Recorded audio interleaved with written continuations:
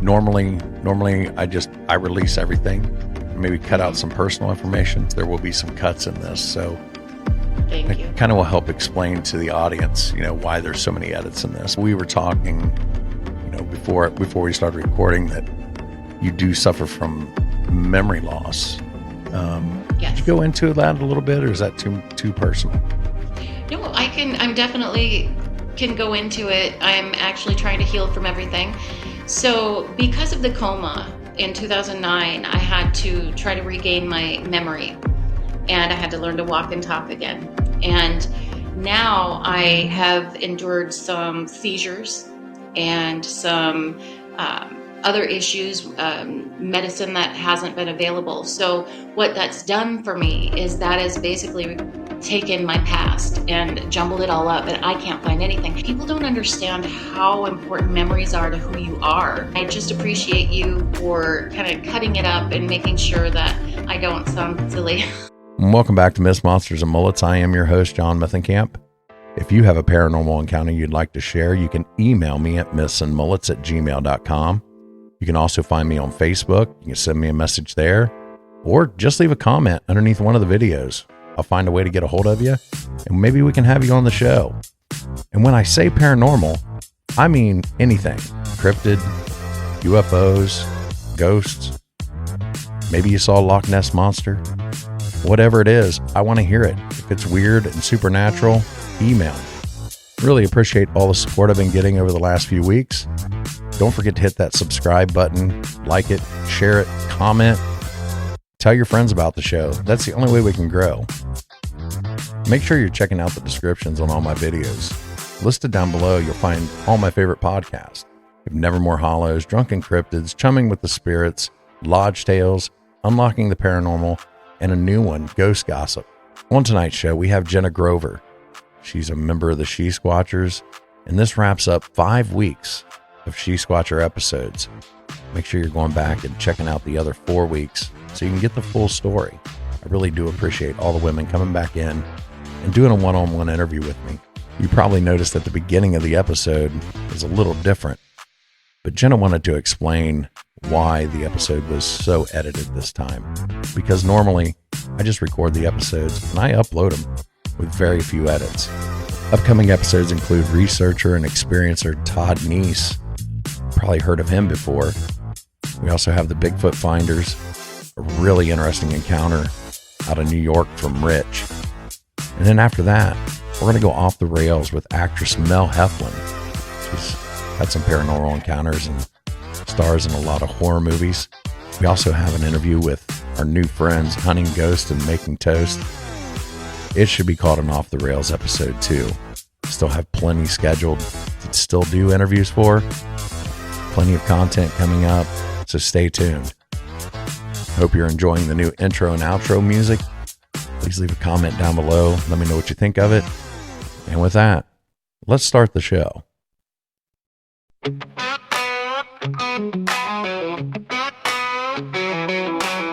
Out in the woods, shadows creep slow. Footprints deep where no man should go. Cold winds howl through hollers and brooks. Whispers of Bigfoot in the way it looks. Myths, monsters, and bullets in the night. Under a pale moon, strange glowing light. Truth out there like a blade it cuts. Myths, monsters, and bullets run amok.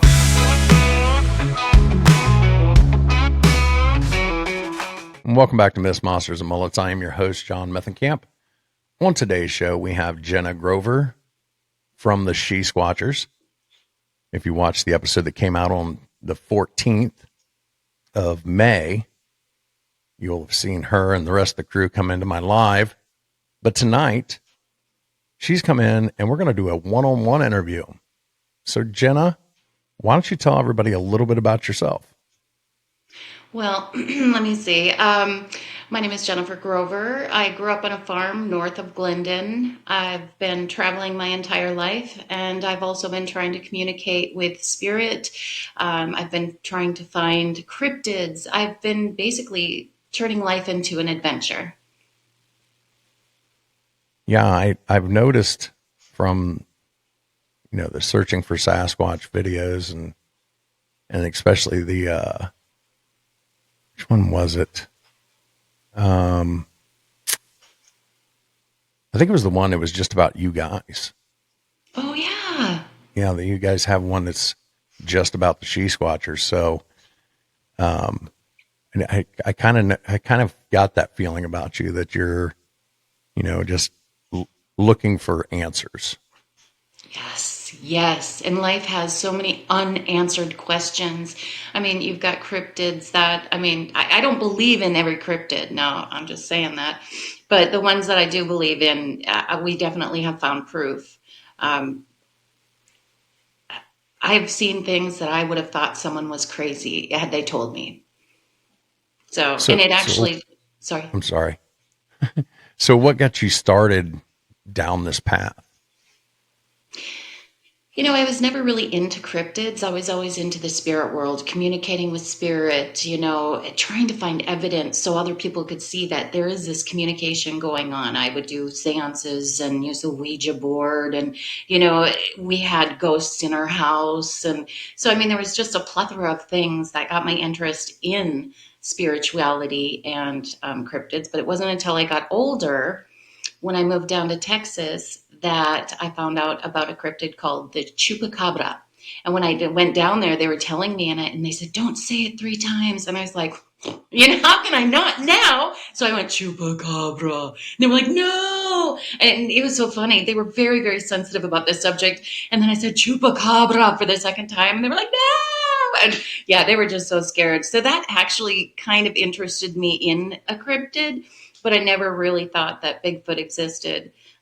When Jen had told me very nervously, she told me what she was doing, and that was starting a team looking for Bigfoot.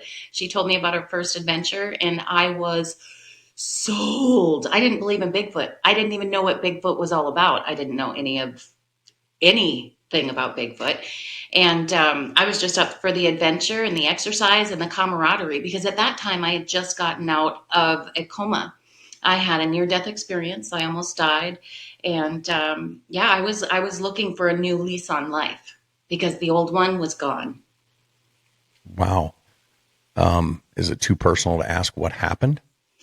No, not at all. In 2009, a doctor nicked my colon during a routine laparoscopy, and he sent me home. Unbeknownst to him, I was septic. And so I laid there in bed and I was dying. My body I could literally feel acid drip in my body. I was in complete pain. The whole body was in complete pain. But when that dripped, when I felt the acid dripping, there's no other way of saying it, but there's no other pain. It's unexplainable. So I had called a nurse. It was an ask a nurse number. And I asked them, I said, "I'm in a lot of pain," told them what just happened. And they said, "Well, take more oxycodone," because they gave me oxycodone. And they said, "How much you're taking?" And I said, "I just one. And they said, "Well, take more. Take another one." And so I did, but the pain got worse. And so I called them back, and they ended up telling me, "You're taking too much oxycodone. Just take one." And I was like, "Okay, this is ridiculous." I knew there was something going on. I was pretty sure that I was in trouble. And I decided, okay, it's time to make a phone call, because like I said, when that acid started dripping, it was death. It was literally death. I called my mom. She wasn't available. I called my aunts. I called my friends. Nobody was available. And finally, my mother-in-law, I got a hold of her and I said, "I need help." And so she drove me. She probably drove 20 miles an hour to get me to the hospital because I was in so much pain. Every little bump, every movement just made my entire body fall into this almost shock. And I got into the emergency room, and they made me wait about an hour to be seen. And by that time, my body was shutting down. I was unable to breathe anymore. I was like grasping for breath. And finally they got me back into this little room, and a surgeon comes in and he's trying to say, Jennifer, this is serious. This is what's going on, because they had done all these tests to see if I was if I was septic. And basically he looked at me laying in the bed, and because I was trying to comfort my family and friends who had finally actually just arrived, and I said, don't worry, it's just gas, because I'm always worried about other people hurting, and I was like, no. And the surgeon literally looked at me. He goes, Jennifer, you could wake up or no, what did he say? He said, you could, almost saying you could die, but I knew it, I heard it. And he said, you could wake up with an ostomy bag.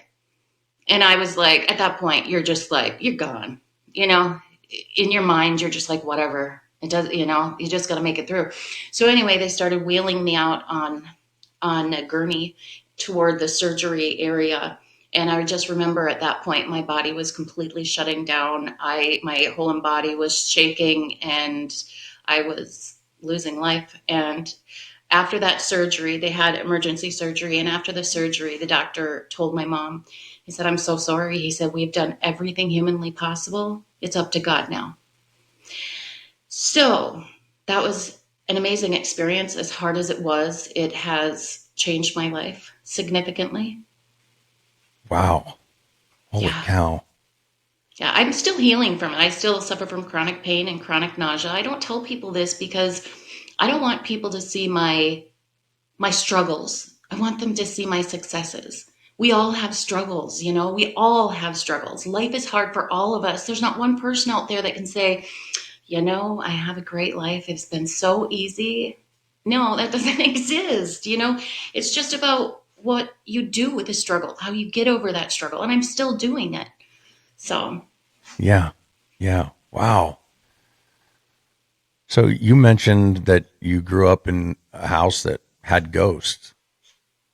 Yeah. Okay. So when I was young, I didn't realize what I had compared to other people. But I did notice as I got older, maybe into my teens, I started seeing shadow people. There was 3 of them actually, that I know this sounds silly, but I would communicate with them and told them that, I'm kind and they're welcome as long as they're kind. And, we had our water faucets would be literally turned on. Phone cords, remember the phone cords that plugged into the wall? Yeah, those would just be going whack, whack, whack. I mean, granted, I was using the Ouija board and I was doing seances, like I said, because I've always been interested in the unknown, no matter what it is. So, yeah, I grew up with a lot of things like that. Wow. Yeah, one of my favorite times, one of my favorite memories is when I was in my bedroom and I don't remember what was going on. I think I was just turning around to go back downstairs. And I looked in my room again and I saw this cross that had to be like 2.5 feet tall and about like, it was huge and it was a blue and white cross. And the first thing I did was, it's going to turn upside down. That's what it was in my mind because I watched a lot of scary movies.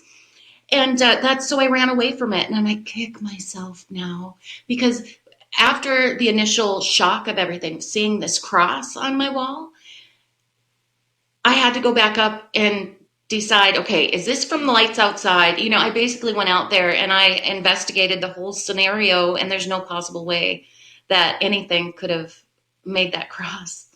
So it wasn't like a physical cross. It was like light. Like lights. Okay. Light. Yeah. It Wow. was like a blue white light. It was thin too. It was like super thin. Like, it wasn't like a thick cross. It was, I wish I wouldn't have been scared of it because Right. Can you imagine what would have happened had I embraced it and listened? Yeah. Wow. Yeah. You said something about shadow people? Oh, yep. Yep. The shadow people. Actually, I shouldn't say we. I did ask my niece if she saw them too for verification. She had come over and I said, do you see anything over in that corner? And she was like,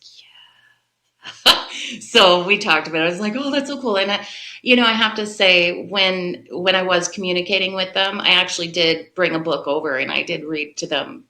I know that sounds silly, but it just felt like they needed some attention and they weren't getting it. And so I gave it to them and they really didn't bother anything after that. So like once you acknowledged them, they didn't leave? No, I mean, I just started paying attention to them and then they just kind of disappeared after that. Or else I did. I've moved all over the world, all over the United States, I should say. Yeah, because a lot of times when you hear about shadow people, my buddy Matthew, he calls them peeping toms, because it's kind of like as soon as you see them, it's like, oh, I've been caught, and they disappear. So yeah, for you to be able to, kind of interact with them, that's pretty amazing, actually. Wow. Yes, and I mean, there was no communication verbally or audibly, but there was communication here in the heart. You know what I mean? Yeah. So, yeah, it was just amazing. And they weren't mischievous. They weren't, they were just kind. Have you ever And they didn't run. Have you ever had like a negative encounter with the spiritual realm? Oh, yes. One of the situations that happened was when I was younger, I had a party. I had a lot of parties back then. But I had a party and we were all using the Ouija board, and we were down in the basement and then we were upstairs and we were all over using this Ouija board. And so anyway, I had said goodbye to everyone. Everyone decided to leave. It was probably like maybe 2-3 o'clock in the morning. And I locked all the doors, made sure everybody was gone. And I thought, all right, I'm gonna go upstairs, go to bed, feel good. All of a sudden, I start hearing bang, clash, crash, TV's on and off. And I'm like, okay, first of all, what the heck did I do? Yes, it was a Ouija board. But I was thinking, oh my gosh, what's happening here? And I was the only one in the house. And I was like, shoot. And all I wanted to do was hide. But I got my butt up and decided, okay, I need to go down there. So I started walking downstairs. And as I was walking, there was nothing, like it had stopped the minute I got out of my door. And I started walking down and I was like, okay, everything looks normal. And then all of a sudden I realized to my left was a den, like a den office area. And to my right was a round table. And in the den, I had a picture of myself with a cat. It was a picture that my mom just loved.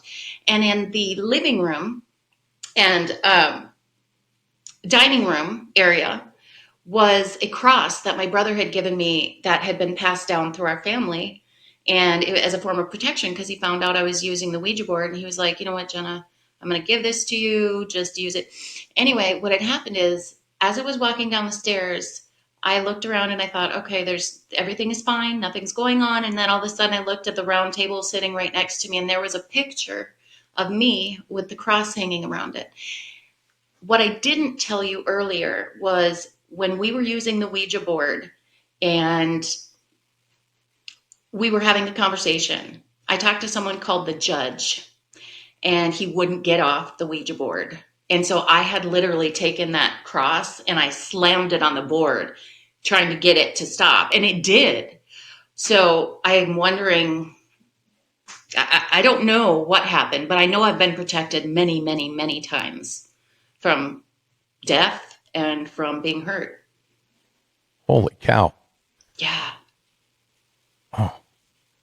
So you think it was this judge entity that was making all the noise and everything else? Yeah, the chaos, I think, was coming from the judge, and my peeps took it all together and said, you're safe. So, yeah, I have to tell you something else, and maybe you might have to mix this up, but speaking of being saved in different situations, do you want me to stop talking here, or do you want me to finish this and then go on with something else, or do you want me just to say it? No, just go ahead. This is as much your show as it is mine. So. Okay. So when I was young, my mom and dad, they were farmers, and we had horses, and we would travel in the wintertime. And so we'd go down to Texas. And in Texas, they had a home, like a motor home, and they had trees right next to the, oh, wait, let me try to say this again. Okay. In Texas, my parents they had a motor home. Oh no, wait, was it a motor home? No, okay. So my parents were farmers. My parents were farmers. Sorry, I tell you, my brain. It's all right. It's all right. Okay. So anyway, my parents were farmers, and beet farmers, sugar beets, and just a couple of different crops. And so we'd travel in the winter, and we'd go down to Donna, Texas, and they had purchased a trailer on one of the old folks villages down there. And so we had been there for quite some time, and they had a deck off of the trailer, and right beside the deck were trees, a grapefruit tree and an orange tree. So I'm not the best at looking at my environment, at least back then. And I had turned, and I went, and I wasn't looking, and I went to put my hand down on the railing. Something grabbed my hand, pulled it back, and I was like, what the heck? I turned around, and there was nothing there. I was like, wait a minute. I was physically moved. And then, here's the kicker. I look where I was going to put my hand. There was a scorpion ready to sting. Holy cow. Tell me that they're not getting involved with us. Right. You know what I mean? This stuff is happening. Wow. Yeah. Can I ask, Of course. what's your religious beliefs? I grew up Lutheran. I'm a Christian. Okay. You know, and here's the thing, we all question it. The biggest Christians will question it. That's part of life. That's part of having religion. You know, we have to question and check ourselves all the time. So this actually comes into play with a lot of the things that we do, looking for different things, creatures, entities, cryptid. Yeah. I mean, personally, I think that if you're going into this without that protection, it's kind of foolish. Just my Christian beliefs. I've been saved so many times that I know there is a purpose out there for me, and maybe finding Bigfoot is it. I hope so, because like I said, if you guys get video of this thing, I want to see it. I want you to come back on my show and say, look, this is it. Yes, yes, yes. I mean, I'm sure you'll do your own show first, but yeah, we can't share anything until after the documentaries, but boy, we've found some amazing things. Before Jason, we were just sharing everything that we found online. Yeah. And yeah, I really enjoyed my interview with Jason. That was a lot of fun. Isn't he cool? He is, and I'll send him messages every once in a while, just to touch base with him. But yeah, great guy. But this isn't about Jason. This is about Jena. It's always about Jason. I'm kidding. No. So we've talked about shadow people. We've talked about your Ouija board encounters. You have anything else like in the ghost realm? Bigfooty? In the ghost realm, oh gosh, getting messages for people. I can give you an example of that. So there's something called higher brain living, and it's something where certain points of your body are touched and energy is released, and your body almost starts to try to heal itself. It's really amazing, and you move like a wave. And one thing that it does is it spikes up your sensitivities. So I really don't like the word psychic. I believe it's more about being a receiver of information. And to me, that is what I get. I don't go through life and go, oh, I'm so psychic, I can tell you the future. That's not me. I get it. If it comes to me, it's coming for a reason. And it never comes without a benefit to someone else. So basically what happens is I will get information. I'll get pictures first, and then I verify that the pictures. So in this situation, I saw a picture of a butterfly and a dragonfly. Butterfly on top, dragonfly on bottom. And so I asked, not out loud, I said, which one? Because I thought maybe I had done something, or I didn't want to make any presumptions. And I heard both. And I thought, what? And so it continued. And I kept thinking, my gosh, this is just so powerful and meaningful. And I don't remember all the other specifics about it, but I just remember after the session, Jen and I went back to our table, and this woman kept coming up to me saying, I really want to know about this higher brain. And so I'd explain it to her a little bit, and then she'd leave, and then she'd turn around again. And she goes, but I am not understanding. She just kept coming back and coming back. And so finally I explained to her what had happened. And I told her about the butterfly and the dragonfly. And I said, in this circumstance, I wish I could have found the person that it belonged to, because I think my message was, it's okay. This person probably has someone who has passed away and they're worried about them. And she goes, oh my gosh, her eyes got really big. And she goes, I've got a butterfly on the top of my hand, my arm, and a dragonfly on the bottom. She said, my dad died about a year ago. And she said, I've been really worried about him and where he is. And I said, it's okay. He's okay. Yeah. So, I mean, the information we get as receivers of information is very specific and clear when we get them. It's not like imagination. Imagination, you have to stretch for an imagination. You know what I mean? There's no stretching with information when we receive it, and it's clear and it's Wow. direct. Yeah. Wow. I don't know if I would want that personally. I don't know if I'd want that gift. You know, but it doesn't happen all the time. It tends to happen when someone is in need. And my personality type, the way I was born was, all I wanted to do was heal people and help people and love people, even though I've been kicked so many times for it. But That's I don't know. usually what happens. The good guy always gets knocked down. But Right. wow. Yeah, I don't know. I would feel like it was a not I don't want to say burden. Just like it would be heavy, to get this information and not like knowing that I've got to do something with this. And that's exactly it. That's the hard part, because when you're given this information, you know that you're supposed to find this person. After I got the information, I was going around to people asking them, do you recognize like butterflies, anything?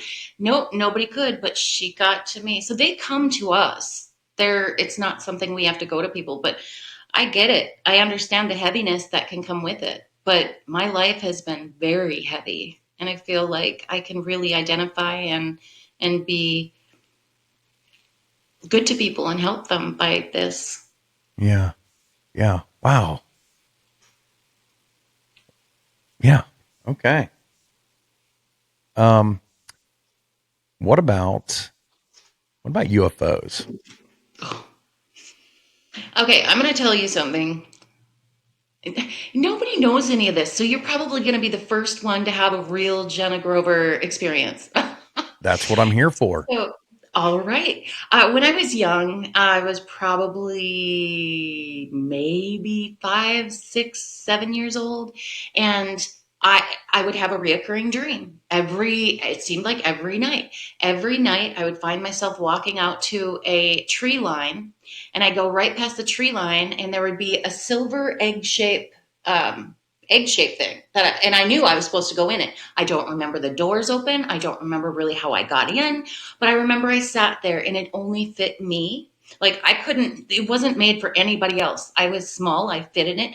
And I just remember it being silver. And all of a sudden it would take me, it felt like 1,000,000 miles an hour, like straight up in the air. And I feel it every time in my stomach because it would go straight up. And so one incident during this dream, I and another person, another little boy, we had gotten out. We had escaped somehow, and we ended up in this hangar. It looked like an airplane hangar. And so we walked through these doors, and to our right is the hangar part. It's black. You cannot see it. It's huge. It looks like a void. It's that black.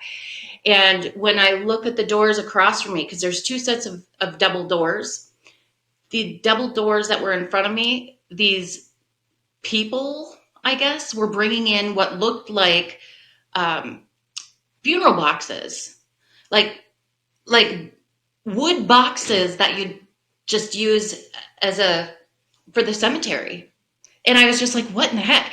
And there was like this huge long row of stacked boxes. And so, it was just really strange. But anyway, they caught us and then nothing. So I would love to find the little boy. I was going to say, was that the only other like human that you saw in these dreams?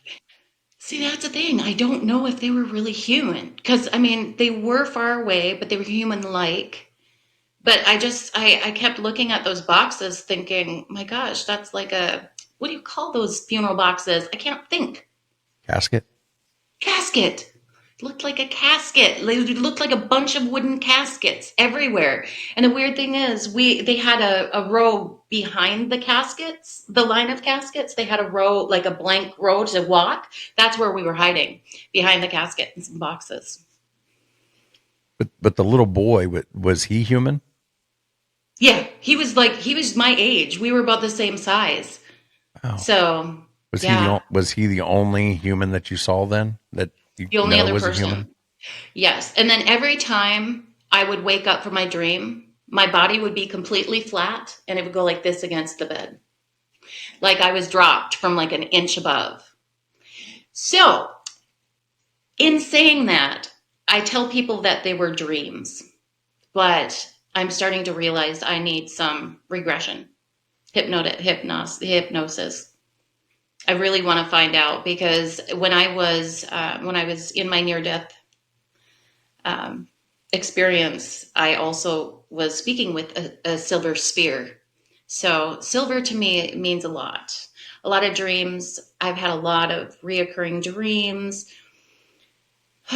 There's so much. Are you Rh negative? No, I don't think so. Oh, the alien DNA? Yeah. People have told me that they've been told by their contacts to be careful because of me. I don't know why, but I think I'm claimed is what it is. Yeah. Did you ever find a weird lump behind your ear? I'm full of lumps. No, I'm kidding. No. But I do have something weird on my foot, and I've just a couple of different areas. So, but that's why I want to find out more information on this. I want to, like I said, I want to be hypnotized. I want to find any past life regression. There's so much that I would love to find out, because there's so much that I don't remember because of the coma and because of the seizures and because of the medication that I wasn't able to get.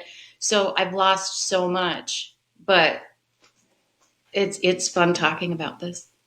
Yeah. Do you have like 3 marks in a triangle pattern anywhere on your body?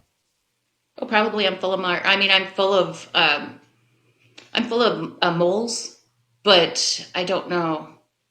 I guess I haven't really checked. Yeah, I asked a guy that one time. He's like, "Do you want to see it?"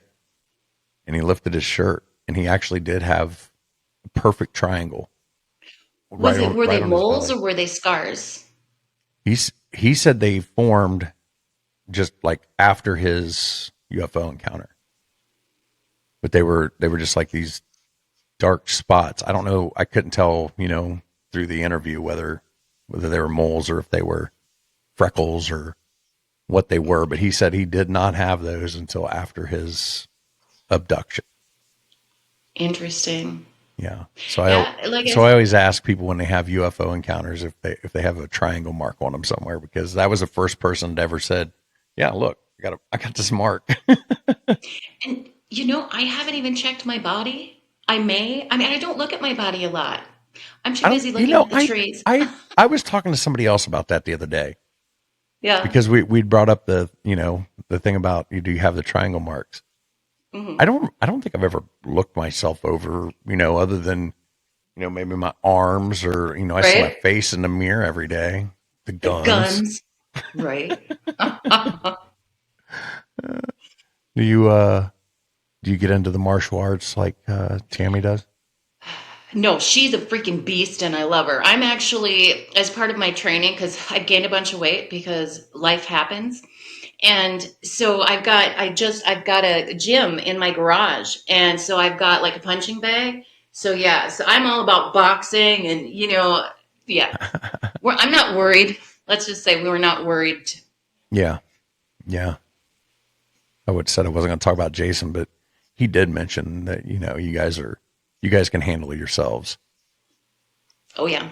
And Oh yeah. I'm not sure, if you watched the video or the interview I did with Jason, but one of the questions I had asked was, in a in a battle royale, which of the she squatchers would win? And he did say Tammy. Well, damn it, Jason. No, I'm just kidding. Tammy definitely has the guns. She's got everything. I do have a little bit of quickness. I'm sure she's quick too. I've got quickness. My legs are pretty strong. My body's pretty muscular and We very should just set this ready to up go. and we'll just settle this, this question once and for all. We'd never hurt each other. Never for real. We could do it to somebody else who is trained to take the punch. I got a nice little wicked one. You're like, I will do it. I do have something cool to talk to you about, though. So when you're ready. Okay. Yeah, we can go ahead with that. Okay. So here's actually a Bigfoot story that is pretty much unbelievable still to this day to me. We were at an event and Tom Cantrell was there. Do you know who Tom Cantrell is? The name sounds familiar, but I am horrible putting names with faces. I'm Hey, horrible me with too. that. Well, Tom Cantrell has written books. He's an author, and he also claims that he has a Bigfoot friend who he communicates with, and he happened to be at the same event. And I saw his pictures, and I didn't believe in it. I didn't know him, but he was a very nice man, and I was like, "Wow, nice." So I told Jen, I said, well, he was a really nice person and left it at that. And so we ended up all after the event, all of the eventers went out to dinner and I was sitting talking to Tom and he was right in front of me and I was listening to him and all of a sudden I see this Bigfoot face come out of his face, like start coming out like it was looking through and I was like, and I turned away because I was so scared. You're never ready to see these things. And so I turned away and I looked back again and it was still there. It was still there. And I turned my head again. And by that time I was like, Jennifer Grover, you turn your head and you look at it, face it. And so I turned and I looked and it was going back. But yeah, it was absolutely incredible. And Tom said he couldn't figure out why. He said, I can't understand why he showed himself to you. And we figured it out once he found out that I didn't believe him. That's why, because I was so not believing Tom was having this Bigfoot come through him. But I saw it. So, and oddly enough, let me tell you this. Many events in the past, people had come up to me specifically and said, I have a Bigfoot inside of me. And I'm like, oh, wow, you do look sturdy. Because, I mean, we're busy, and I'm like, yes, you're very solid. But I didn't see anything. So now the next time a person comes up to me and tells me that they have a Bigfoot coming through them, I will sit down with them and I will look and I will see for myself. But Yeah. it's scary. Wow. It's really scary. Wow.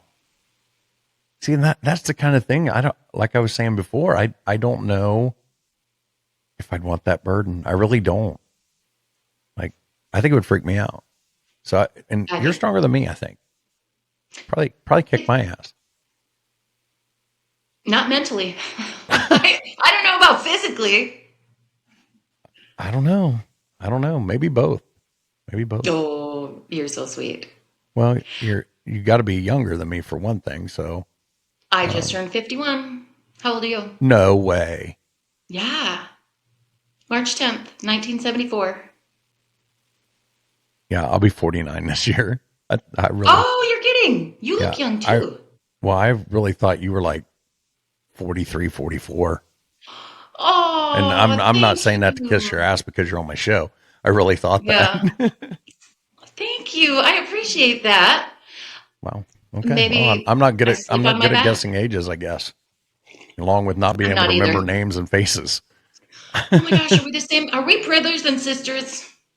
We may be related. Well, I mean, my dad was promiscuous, but My mom wasn't that I know I'll cut that of. part too. Oh, good. Okay. Actually, speaking of different things happening, I do have to say one of the first times that I realized that Bigfoot could exist, Jen and I don't know if you've heard about us finding those footprints up a sand hill, Hmm. but that was our first major find. And it was then that reality slapped me in the face because we had found the prints fine. I still don't believe in Bigfoot. They just didn't get it. So Jen and I decided while the other part of the group went off to get supplies because we were going to cast it, Jen and I sat there. We were looking through our binoculars, and I was looking through my binocular, and I was like, "Oh my gosh, that looks like a little gnome!" And all of a sudden, it went and turned to me and looked, and I freaked out. I was so scared, and that's when I realized. That is the point when I realized that, oh my gosh, we're not looking for gnomes. I just saw a freaking gnome. That's when I realized that Bigfoot could exist. Because if that exists, what else exists? All these stories that we've been told over time and time, I think they're based on truth. So we got to go into this gnome now. What did it look Okay. like? I'm not kidding you. Just like a gnome, like they have gnomes. It had the hat, and my monocular. It was black and white. So there was no color, but it had the hat. I didn't notice the shirt it was wearing or the pants, but it would look just like the gnome. Just like a gnome you'd see at Walmart. It was weird, and it was probably maybe 3 feet tall, maybe a yard. Yeah, maybe about 3 feet tall. It scared the living tar out of me. You don't expect to see things like this, and they are slapped right in front of you, and you go, "Wow, was I asleep?" Could have been one of the little people, like Native American little people. No, I'm not talking No, like this was midgets, but a gnome. This was a gnome. Because that's what freaked me out. Because when I was looking at it, I thought it was just like lines that was shaped. Oh, it looks like a little gnome, pareidolia. I thought it was pareidolia. And when it turned and looked at me, that's when I freaked out. You never expect something like that to happen. I'm telling you, there are so many things we don't know about that we're finding just by looking for Bigfoot. wow. Yeah. I didn't think when I started this interview tonight, I did not think we were going to gnomes. I didn't think I would ever go to gnomes. Wow. They came to me. But I mean, did you see what happened to it? I mean, like, or I dropped the camera and I was yelling at Jen. That I didn't see it after I freaked out after it looked at me, and I dropped the camera and I looked at Jen and I started going, because I was so scared. I was just like, what the heck? how far away from you was it, do you think? Oh, it was probably maybe 6 feet. It wasn't that far. I am not kidding you. It was that close. We were looking at these little bushes that were maybe 6 feet away from us. And that's where my camera was. And it was,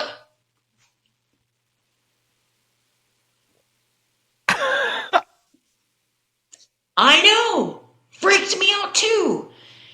It's not, I've It's never not, had a gnome encounter on my show. In fact, I don't think I've ever heard anybody talk about seeing a gnome. but that being said, I come from a farming family, and I believe gnomes are known to be around farming families. I don't know if I have that correct, but there was some kind of story with farmers or landowners and gnomes. So I've never really looked into it. Now you've got my curiosity peaked, so I might have to look into that's gnomes the tonight. right, and that's the point when I realized that Bigfoot may exist. Because if I just saw something that I was not looking for, not ever thinking I would ever see, never even thought they were real, and I just saw that, then that means Bigfoot can be real. Even though I still didn't believe in Bigfoot yet because it was just footprints and, I needed that thing. But it made me realize that was a turning point where I realized that a lot of these things are probably real. So let's forget about Bigfoot for a minute. Um, we've seen gnomes. Hmm. What else have you seen while you're out there? Sometimes we see, like, sometimes we'll go visit Randy Bauer's place, and Jen has seen some really interesting things out there. I don't know if you talked to her about that. Randy has seen some things. I believe there's fairies out there. Um, these all of these creatures are existing, and we're finding them more and more. I can't remember. I can't remember what we found. That's all I'm right. so That's all right. sorry. This is the hard part with memory loss. It's just you can get certain things, but you can't. So we were talking, before we started recording, that you do suffer from memory loss. Could you Yes. go into that a little bit, or is that too personal? No, I can. I'm definitely can go into it. I'm actually trying to heal from everything. So, because of the coma in 2009, I had to try to regain my memory, and I had to learn to walk and talk again. And now I have endured some seizures and some other issues, medicine that hasn't been available. So, what that's done for me is that has basically taken my past and jumbled it all up, and I can't find anything. At one point, someone would ask me a question, and it wouldn't matter what the question. They could say, what color is the sky? And I would go into my brain, like I would try to think, and it was black. There was nothing but empty black, like a void. And it was the scariest thing. And people don't understand how important memories are to who you are. For a long time, I just hid and I let Jen and Tammy do all the talking because I couldn't remember things. I couldn't remember our events. I couldn't remember, the different expeditions that we were going on, where we were, who we were with. So this is something that's really affected my life. And I just appreciate you for kind of cutting it up and making sure that I don't sound silly. Well, I will do my best. I mean, it's like, normally I release everything and maybe cut out some personal information. But we've already talked about this. There will be some cuts in this. So Thank you. kind of will help explain to the audience, why there's so many edits in this, but Yes. I Well, appreciate you, telling the audience, oh, that part of yeah. your life. But how long were you in the coma? I was in the coma, oh my goodness, a week or two, I think. Oh, wow. I know I was in the hospital, maybe it was a week. I don't remember how long I was in the coma, but I know I was in the hospital for over 3 weeks. Wow. So, yeah. And like I said, I had to learn to walk and talk again. When I first came out of the coma, I had no motor functions. So this was me trying to point because I couldn't talk. And when I tried to write, my eyes and my brain, it made it so tiny that no one could read it, but I could see it, but no one else could see it. I forgot the question all of a sudden. It was just how long you were in the coma. Oh, yeah, sorry. I probably at least a week, and then I was in the hospital for 2 more weeks. Wow. So, yeah, they didn't think I was going to come out of it. They I kept trying to pull the tube out, I guess. And I was being very feisty. My sister was being so kind. She was like, Jenna had a good day today. Meanwhile, I'm going, but I wasn't, when you're medicated and you're coming out of a coma. Because when I was in the coma, there was so much going on. I actually saw my life review room. I was in the life review room. It's pretty neat. It was a tiny little room, and I came in through the door, and the first thing I did was I looked to my left, and the walls were full of pictures and videos, black and white and color. And I was like looking at them thinking, what the heck? And some of these people I knew, some people I didn't recognize. And then I started realizing that it was all over the walls. Like it was all like wallpapered with my life and my people. And, I noticed there was a woman in the corner of the room. She was a little black lady. She's just tiny, and she was very old. And she said, "You're seeing this, aren't you?" And I said, "Yes." And she goes, "You shouldn't be." And she guided me out the door to the left. So I was like, okay. Wow. Yeah. Holy cow. Yeah.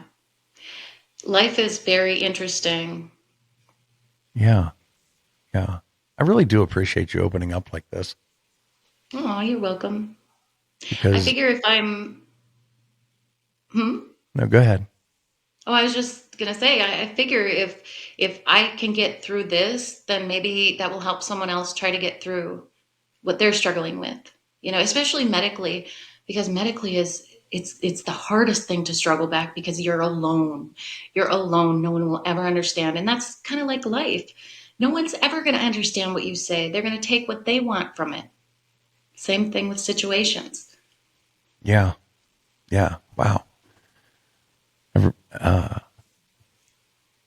This has been an interesting interview because this has been very personal, and I usually don't get this personal with people. So this has been a little different. So, I do appreciate it though, because, Hey, you're welcome. a lot of times people see, like you and the rest of the girls and just people on TV, they don't get to see this side of you and, show that, you're a normal human being like you and I are, Mm-hmm. So again, I'm going to cut that part, but maybe, because sometimes I, once I watch it, I'm like, you know what? That ain't too bad. I'll leave that in. Nice. So, all right. Well, so we've talked about UFOs, Mm-hmm. talked about gnomes. Mm-hmm. We've talked about shadow people, Ouija boards, ghosts. Mm-hmm. Where do we go? Do we want to go Bigfoot? Do we want to go, or is there anything else other than Bigfoot that you would like to talk about? Let me see. What else?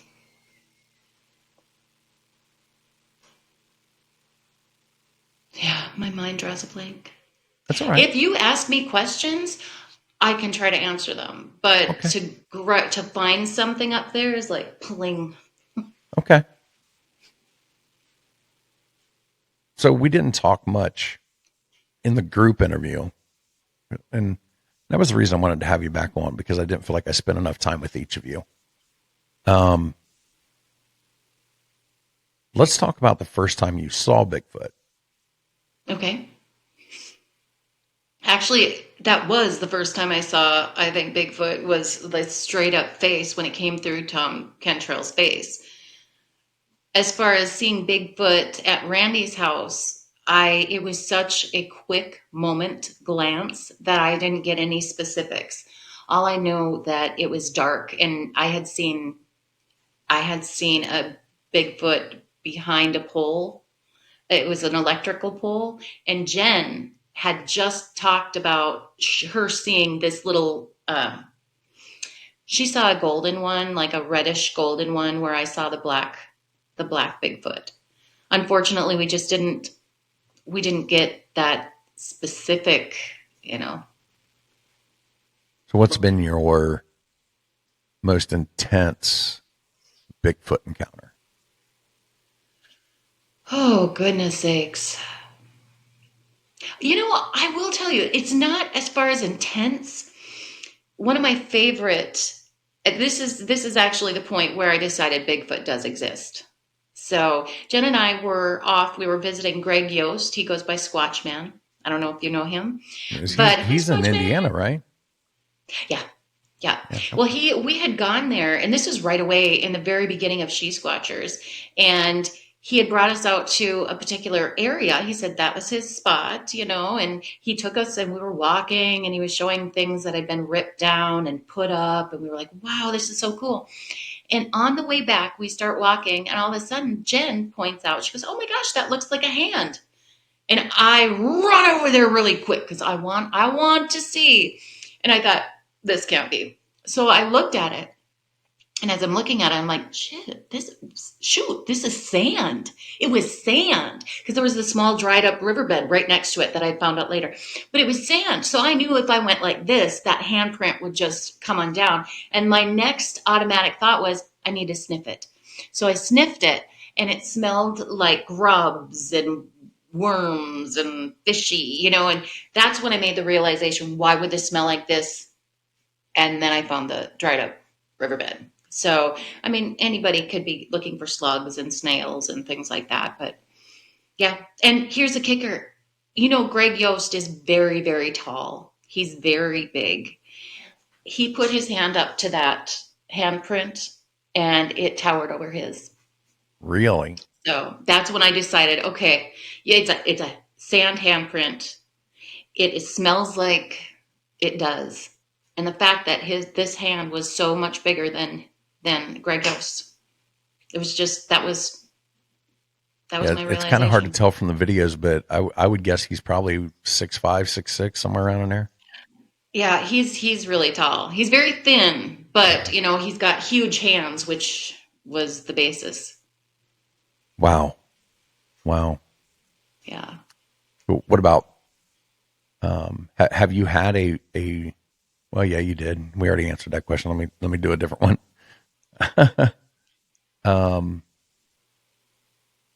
Do you want to hear a little bit more about my NDE? Yeah. Okay.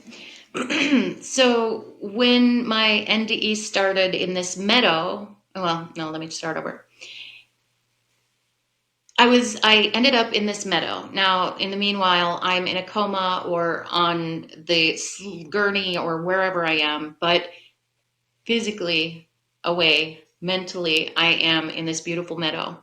And the first thing I do is I look over to my left and I see these trees. It's a line of trees on my left, and they are so tall and they're so beautiful and they're so green, and they go all the way down. And I was just like, wow. And I thought, my gosh, it looks like the leaves are literally waving at me. And then I realized, is there wind? And then I looked at the grass, and the grass moved. It looked like water, but it was green grass.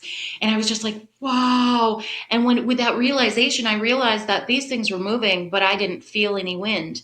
And that's when I made the realization that I wasn't physically there. So then I'm thinking, okay, something else is going on here.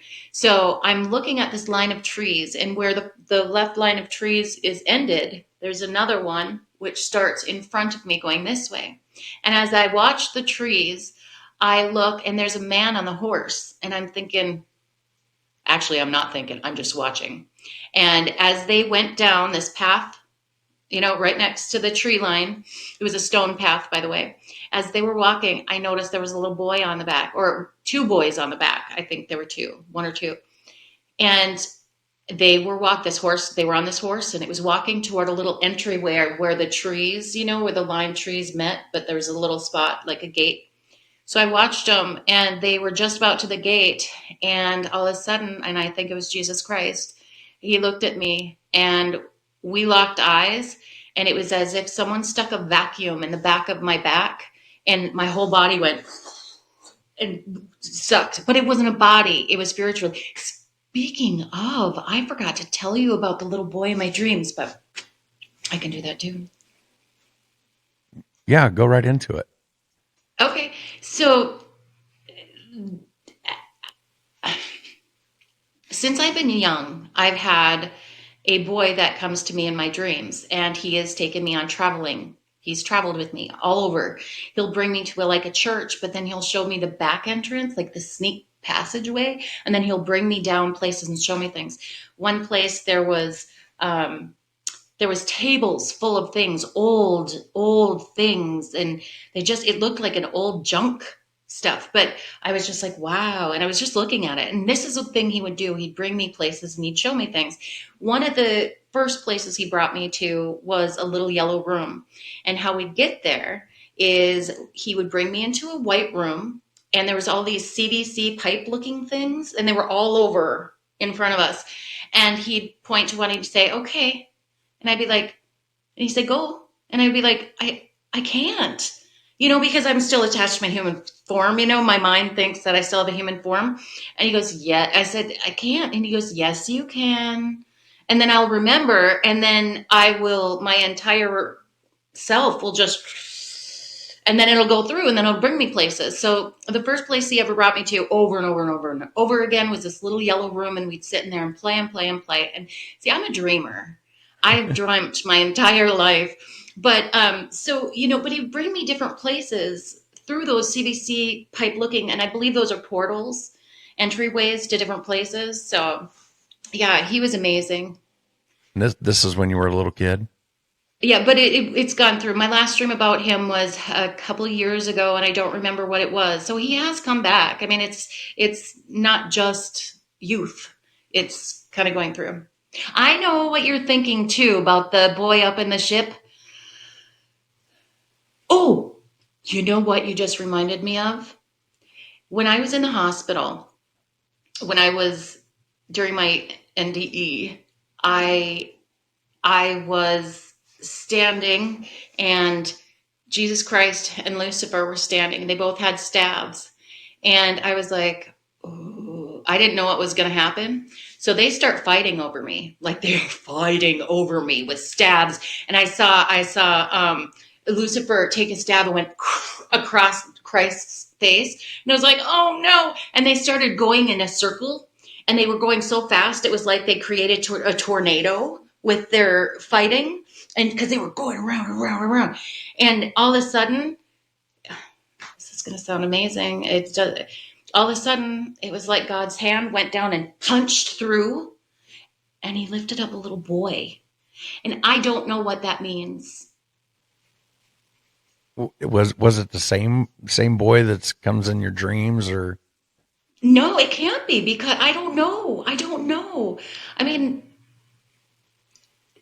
there's so many unanswered questions. There's so many things that I've gone through and experienced. And, people can say, well, I think it means this and I think it means that. But I, being Jena, think that when it's time, I'll find out exactly what it means. I've been trained, actually. I've been trained against, how would I say it? The bad ones. I learned that, okay, I was in a room. This is another dream, I was in a room, and there was this man, and he looked a lot like Jesus Christ. And I was sitting there, and then my cousin was sitting over on the other, in another area, and she was pregnant. And anyway, he showed me this scroll, and there were just a bunch of little square boxes. And when he pointed to a box, he said, "This is you." And it was of a shield with a sword going through. And he said, "This is you." And I was like, oh. And then after that, he taught me I had to kill the wolf to save the baby. So what I had to do is I had to find the light bringer. He was a man, a very old man, who held this light in his hands. And once I found him, then I knew close near, there was like this small circle arena kind of thing where, you remember the old fighters, they'd be in that round circle and they'd Like have the to stay gladiators? within this. Yes. Okay. So it was a smaller version of that. But I had been taught how to kill the wolf, the bad ones. And he said, it's not animals, because I had a problem with it. I said, I don't want to kill animals. And he said, it's not animals. So he put me in a situation where I understood they were not animals. So, but he taught me how to kill it. And he said, you take the knife, you lift the snout and you, and I was just like, oh, it scared me. But at the same time, when I got into the arena, I knew exactly what to do. And I ended up, I was the warrior who saved the baby. And I just thought that was so amazing. And yeah. Wow. It wasn't just one dream about it. There was multiple. I told my mom the story and she goes, Jenna, that sounds like it just came out of the Bible. I said, well, I don't know. Yeah. This is going to get edited. Have you told the story about the man and the two boys with the horse and Jesus? Have you told that somewhere else? I have told it a little bit, but I haven't gone into such detail as I have with you. But with the two boys, by the way, I forgot to mention, my father and brother had died. My brother had just died 6 months prior to me dying. And my Did you father say had this on died. the She Squatchers documentary? Maybe. Oh, maybe. Yeah. 'Cause I feel like I've heard this before, but I don't remember Yes. where. We were at my sister's house and we were doing interviews and I was sitting there doing my hair. I don't know, putting on makeup or something. But yeah, you have. So but I don't tell it a lot. Yeah. So, and you're getting a lot more info. I appreciate that. You're welcome. I like your demeanor. You're very comfortable, welcoming, kind. I hope so. I mean, that's the whole point of my show, is to provide a safe place, because anybody can say, I mean, I've had my own encounters and things like that. So I know what it's like to have somebody, you're full of shit. You're making that up. No, I'm not. And if I just, say, I can't believe this person. That's me. That's me I'm talking to. Mm-hmm. So, I know there's going to be people that's going to watch some of my episodes and be like, that person is just full of shit. But you weren't there. I wasn't there. I can't tell you whether they're lying or not. They could be. They're not gaining anything by lying. Mm-hmm. Nobody gets paid to come on my show. Hell, I don't even get paid for my show. So I want to hear that. So, if somebody's coming on my show, they're risking their reputation. They're risking the ridicule. So it's hard for me to say that, people are lying when they come on the show. So I kind of went off on a tangent there, but I think it's important that people who watch my show realize that I'm not here to judge people. I'm here to listen to their story and provide it for everybody else to watch. Mm-hmm. And you can make up your mind. Now, if you think, whoever's on my show is full of shit, that's fine. Yeah. But I'm not going to be that person. I'm not going to look at somebody and say, you're lying. Yeah.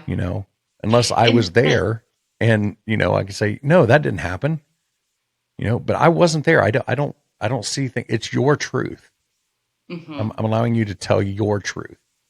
Mm-hmm. Okay. So enough of my tangent. But no, and going off on your tangent, I have to say that, people that do say that, do we really give a hang dang about? I mean, they're not obviously ready to accept any of this.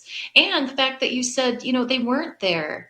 And yeah, I have no problems sharing my truth because it's freaking true. And that's what anybody that's listening to this, that's what I'm here for. That's awesome. Just tell me your story. I just want to hear your story. That's really what my show is about, is people telling stories. Hopefully they're true. That's all I can say is hopefully they're true. Mine are all true. And I have to tell you, oh no, now I forgot what I was going to tell you. God darn it. It's gone.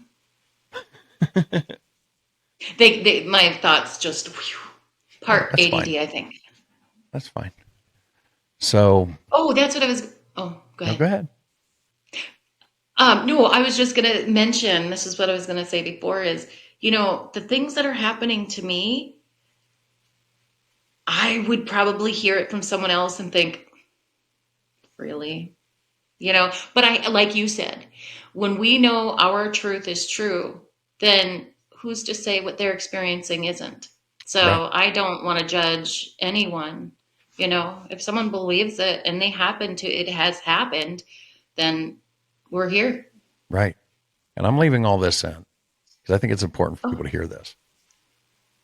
So we've been doing this for about an hour and 10 minutes. Hey, now. Time flies. It does. Feel like So you do you have a have lot any- more to tell, though.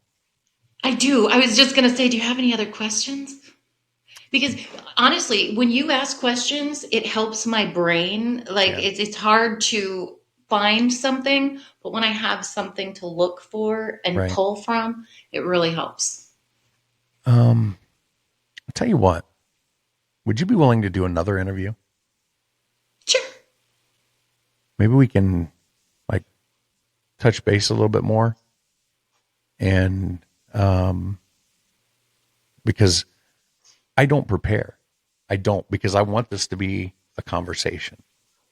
Definitely. That's And, yep. and if I have a list of questions, that's an interrogation to me. So maybe we can schedule another interview, but beforehand, maybe we can sit down and talk a little bit. Go back a little back and forth to kind of guide where we're going to go. Okay. But I'd love to Yeah, have you back on the show.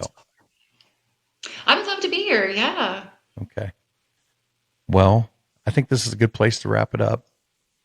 Okay. Jena, why don't you go ahead and tell everybody where they can find you? Okay. Me personally or She Squatchers? Either or, both. All right. We are the She Squatchers. You can find us at shesquatchers.com. She Squatchers Official. We're on YouTube. We're on all the platforms, all the things like Tammy likes to say. And you can find me. My name is Jena Grover, and I am on Facebook, TikTok, everything. But I have to say, I don't check social media often. So sorry, I don't talk to people a lot. I'm too busy living. Right. All right. Well, I'll put all those links in the description. Once again, thank you, Jena, for coming on tonight. I look forward to sitting down and talking to you again. And if you have a paranormal encounter you'd like to share, you can email me at mythsandmullets@gmail.com. I'll talk to you later. Gotta go. Bye.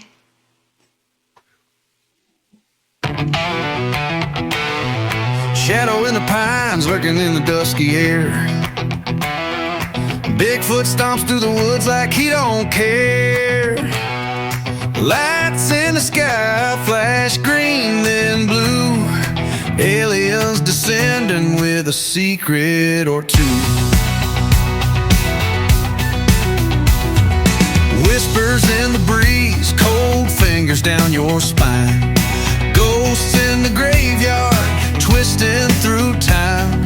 Eyes wide open in the dead of night. The myths and monsters giving one hell of a fright. Oh, Myths, Monsters, and Mullets podcast, spinning wild tales of a future and a past. Hosted by John Methenkamp's fiery soul. He takes us where the wild unknown flows. Oh, Myths, Monsters, and Mullets podcast, spinning wild tales of a future and a past. Hosted by John Methenkamp's fiery soul. He takes us where the wild unknown flows. Down by the bayou, you hear a raspy growl. Swamp gas glowing as the coyotes howl. A UFO zipping just above the trees, grabbing hold of wonder like a southern summer breeze.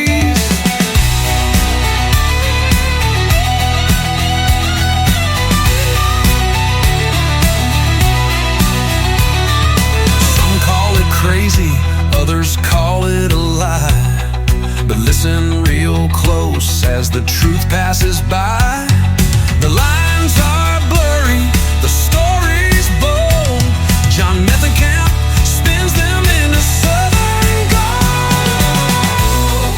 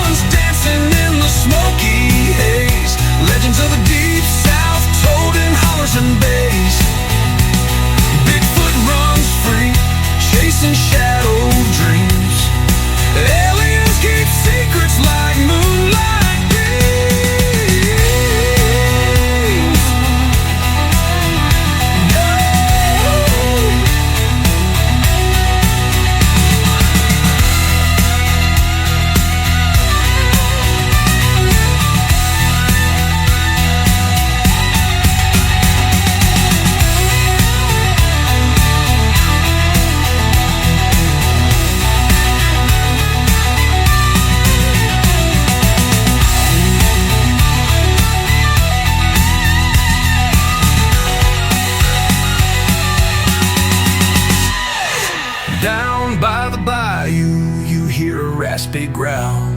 Swamp gas glowing as the coyotes howl. A UFO zipping just above the trees, grabbing hold of wonder like a southern summer breeze.